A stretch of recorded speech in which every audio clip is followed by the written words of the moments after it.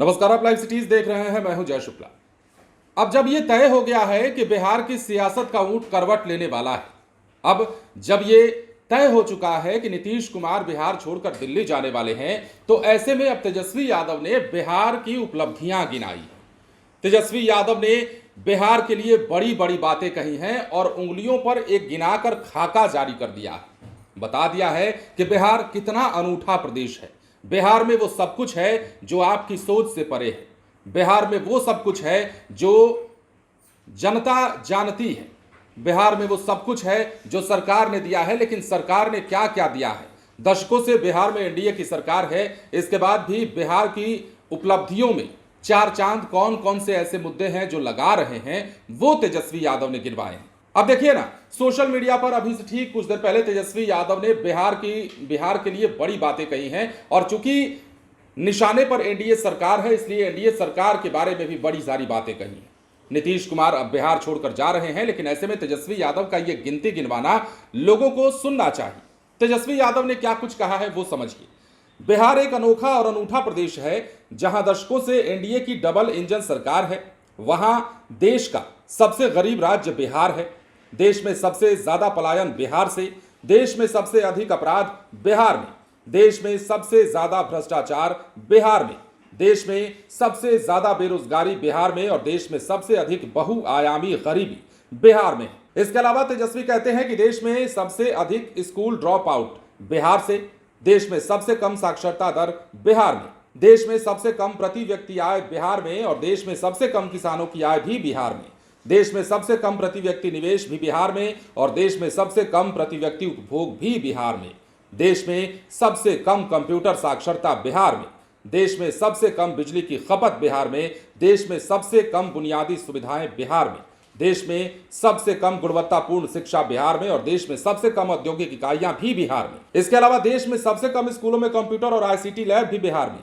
देश में विकास के सभी सूचकांक में सबसे फीसदी बिहार है। देश में शिक्षा, स्वास्थ्य सेवा सुविधाओं में सबसे फीसदी भी बिहार है।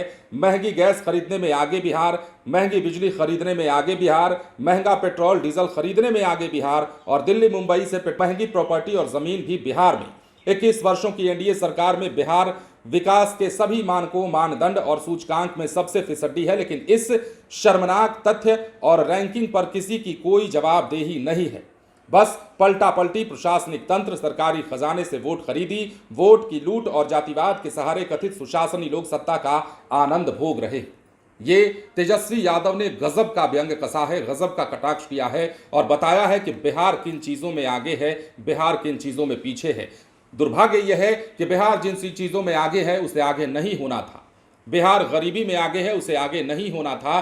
बिहार मतलब गैस खरीदने में, महंगी गैस खरीदने में सबसे आगे है, वहां नहीं होना था। महंगी बिजली उपभोग करने में बिहार सबसे आगे है, वहां नहीं होना था। बिहार का दुर्भाग्य है कि गिना तो आगे रहे हैं, मगर बिहार की बदकिस्मती देखिए कि ऐसे में बिहार पीछे जाता है। तेजस्वी यादव का अंदाज भी लगभग यही है। वो भी अपने इन कटाक्ष लाइनों से यही कुछ कहना चाहते हैं और बताना चाहते हैं कि दशकों से बिहार में एनडीए की सरकार होने के बावजूद भी सिर्फ वादे और दावे क्यों किए जाते रहे हैं। बिहार आखिर इतना फिसड्डी क्यों है।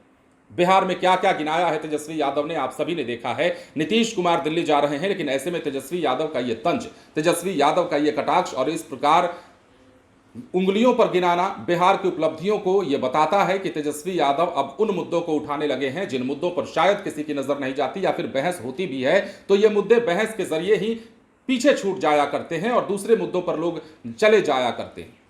मगर तेजस्वी यादव ने जो मुद्दे गिनाए हैं, क्या उन मुद्दों पर चर्चा नहीं होनी चाहिए? क्या उन मुद्दों पर अब फैसले की बारी है या नहीं, ये सोचने की जरूरत है। क्यों बिहार इतना पीछे रहेगा, क्यों बिहार इन चीजों में इतना आगे रहेगा, ये सोचने की अब जरूरत है, क्योंकि अब सरकार भी बदलने वाली है। अब बीजेपी की सरकार बिहार में बनने वाली है, और ये लगभग कई दिनों पहले तय हो चुका है। तो ऐसे में अब बिहार की व्यवस्था कैसे आगे बढ़ेगी, बिहार जिस प्लेटफॉर्म पर खड़ा है उस प्लेटफॉर्म से और रफ्तार कैसे भरेगा, ये सरकार को सुनिश्चित करना होगा। अन्यथा विपक्ष, खासतौर पर तेजस्वी यादव, अब बख्शने के मूड में दिख नहीं रहे।